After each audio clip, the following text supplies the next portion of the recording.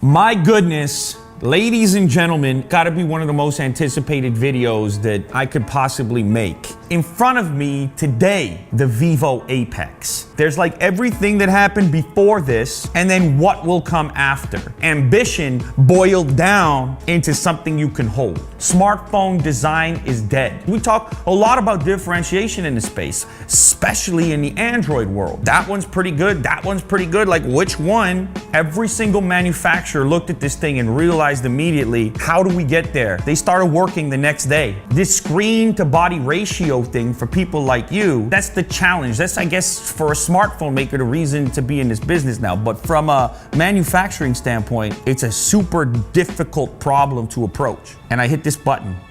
You get to see it for yourself, what this future looks like. It's not completely bezel-less. There's a tiny little bit of a chin over there. 1.8 millimeters on the top as well as the sides, and 4.3 millimeters on the little tiny chin here, this little goatee. When the people from Vivo brought it over, they're like, no. The goal is zero bezel. First of all, in order to achieve this, there's a whole different manufacturing process necessary, which is part of the reason why you can't buy this phone right now. What it would cost to put this thing together is beyond what normal people would be willing to pay for a phone, at least right now. The goal is to make the bezel identical the whole way around. If you showed this thing to me when I was, 15 years old, I'd be like, that man is living in the future. So this particular design introduces all kinds of problems. Where's the front-facing camera? Where are the proximity sensors? How do you unlock the device? But believe it or not, they're here and they function surprisingly well. So first off, let's talk about this front-facing camera. It doesn't exist on the bezel at all. It's up here on the top,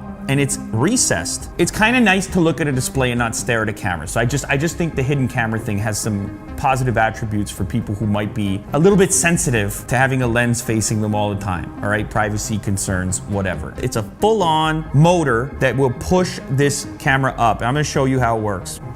Lift off, baby. And hey, everyone can say hi now. There we go. Hey, Kirk, say what's up. Bam. Special, it's unprecedented. The beard hair test. I understand some of the apprehension about this particular decision. It's moving parts, it could possibly fail. The level of concern that you have, it almost directly maps to how important selfies or video conferencing is to you personally. If you're that kind of person that's using the front-facing camera, I'm gonna go with you. You have a valid concern. There would be some serious engineering necessary to make that motorized front-facing camera last for 5,000, 10,000, 100,000 actuations. Some other interesting things about the design here, power switch is actually, it's over here. It's where your finger lands, it's not where your thumb is. I do like this round button actually. It's very distinctive. You know right away when you're on it. You probably notice down here on the bottom bar we have this fingerprint indicator. This is a demo. You can increase the security level by requiring 2 thumbprints instead of 1 to unlock the device. I'll show you that in a moment. So if I bring up the test, you're gonna see what the potential lock screen would look like. And in this case, it's asking me to authenticate 2 fingerprints at the same time. Now, this is a possibility because of the size of the sensor area. Now, when these began to emerge, the size of that area was much smaller. The technology adjusts to you. Watch this. Like, that's the magic right there. I'm gonna delete fingerprint, okay? No more fingerprint, I gotta register. I'm gonna do a single fingerprint registration. This is the way I think most people will use this. So you press hard in this location over here, and it grabs a little bit, and then again, and then again.